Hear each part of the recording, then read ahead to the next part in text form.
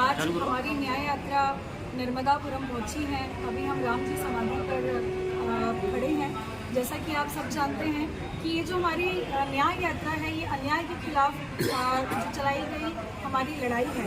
ये शिवराज सिंह सरकार जी के जो मामा है, ये उनका जो अत्याचार है उसके खिलाफ हमने ये मुहिम शुरू की है। क्योंकि आप देख सकते हैं कि 3 महीने से शिवराज मामा जी की, जो अपने आप को मामा जी कहते हैं, प्यारे मामा जी की भांजी जो है वो उसको दर दर भटकना पड़ रहा है। तो ये आप समझ सकते हैं कि मध्य प्रदेश की एक पढ़ी लिखी महिला को अगर इस तरीके से जो है सड़कों पर उतरना पड़ रहा है तो बाकी महिलाओं का क्या होता होगा। तो ये न्याय यात्रा जो है ये सभी उन महिलाओं के लिए अन्याय के खिलाफ उनके अधिकारों की रक्षा के लिए चलाई गई यात्रा है।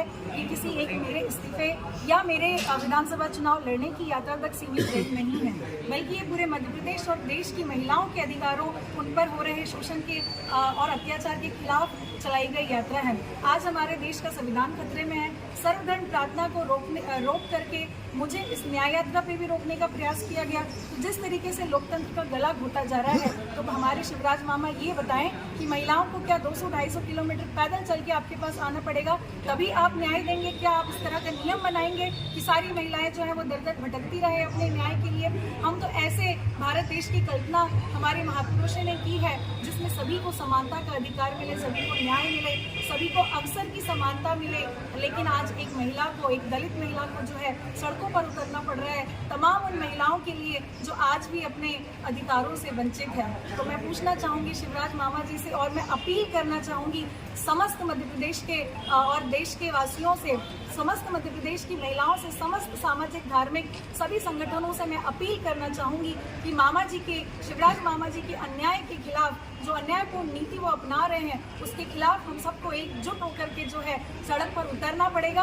अन्यथा ये संविधान जिसका गला घोटा जा रहा है एक दिन खत्म हो जाएगा और वापस हमें जो है पशु से जीवन जीना पड़ेगा। तो मैं सभी से अपील करना चाहूँगी कि आप इस अन्याय के खिलाफ इस लड़ाई से जुड़े, इस मुहिम से जुड़े और अपने अपने शहरों में, अपने अपने तहसीलों। डिप्टी कलेक्टर निशा बांगरे इस्तीफा देने के बाद से ही चर्चा में बनी हुई है।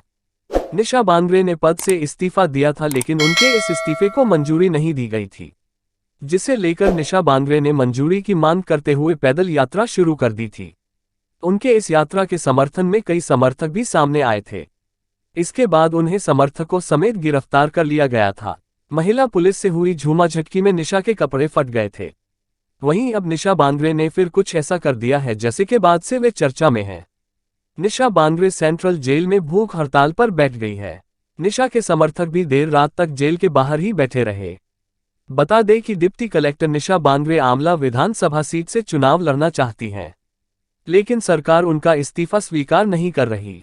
ऐसे में उन्होंने न्याय यात्रा निकाली जो सोमवार को भोपाल पहुंची। यहां उनके समर्थकों और पुलिस में झड़प हो गई। इस झूमाझटकी में निशा के कपड़े भी फट गए।